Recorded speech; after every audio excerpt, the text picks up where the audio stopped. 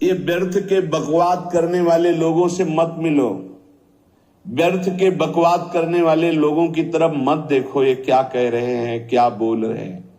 और तुम भी व्यर्थ का बकवाद मत करो।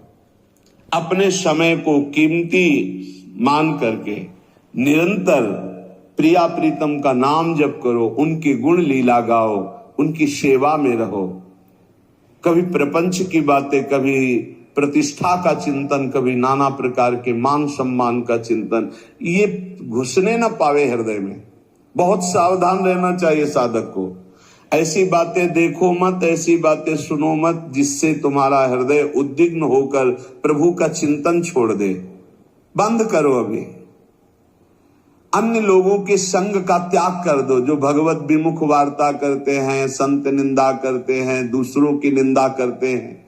कुछ हाथ नहीं लगता है, ये लोग दुर्गति को प्राप्त होने वाले हैं। भक्तन निंदा अति बुरी भूल करे जिन कोय, किए सुकृत बहु जन्म के छिन में दारे खोए। पर निंदा के किए ते नहीं आवत नहीं कछुआत, मूर्ख पर्वत पाप को ले चल अपने साथ। तो अलम कश्यापि संगत्या, ऐसा संग मत करो जिनके पास बैठने से भक्त निंदा, जन निंदा, भगवत निंदा हो। ऐसे से दूर रहो। अलम बंद कर दो ऐसे लोगों का संग। रात दिन हम श्यामा श्याम का नाम जप करेंगे, श्यामा श्याम के लीला गुण गाएंगे, श्यामा श्याम के ही धाम का शोभा का चिंतन करेंगे। जब तुम अपना जीवन श्यामा श्याम के चरणों में न्यौछावर कर दोगे तो पूरा भार श्यामा श्याम ले लेंगे और तुम्हारे हृदय में मस्ती आ जाएगी।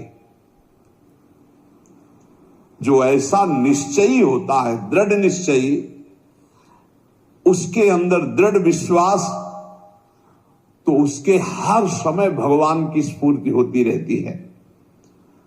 भारी प्रतिकूलता में भी भगवान का सानिध्य अनुभव होता है। वो अनुकूलता में तो भगवान के दुलार को देखता है, लेकिन प्रतिकूलता में भगवान की विशेष कृपा को देखता है। ये संयोग, ये वियोग, संसार की ये द्वंद्वमयी वृत्तियां भक्तों के हृदय में नहीं चुभती। आए की हुज्जत नहीं, गए की तलाश नहीं, क्योंकि नित्य संयोग भगवत स्मृति के प्रभाव से प्रभु का रहता है। शोक, विषाद बहुत ध्यान देने योग्य विषय है। तभी लोगों को ऐसा लगता है कि ऐसा कैसे हो सकता है। भक्त के चरित्रों को जब सुनते तो लगता है ऐसा कैसे हो सकता है, ऐसी परिस्थिति में भी ऐसा कैसे हो सकता है। क्योंकि तुम मानसिक बुद्धि से युक्त हो और वो भागवतिक स्थिति से युक्त है, इसलिए तुम उसको पार पा ही नहीं सकते। जब तुम अपना जीवन श्यामा श्याम के चरणों में समर्पित कर देते हो हृदय से, फिर उनकी कृपा से सब विघ्न दूर हो जाते, एक अपार मस्ती रहती है। नहीं तो शोक, विषाद, दुख, क्लेश, कष्ट, संताप, भय, उद्वेग, ये सदैव सताते रहते हैं। इसी से डिप्रेशन होता है। बार बार नकारात्मक चिंतन, शोक, विषाद, दुख, चिंता, क्लेश, संताप, भय, उद्वेग, यही पूरे मानसिक स्तर को नष्ट कर देते हैं। उत्साहहीन जीवन हो जाता है।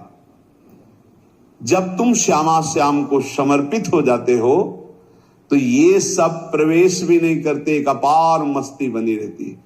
अब क्या होगा? श्यामा श्याम जो करेंगे वही होगा।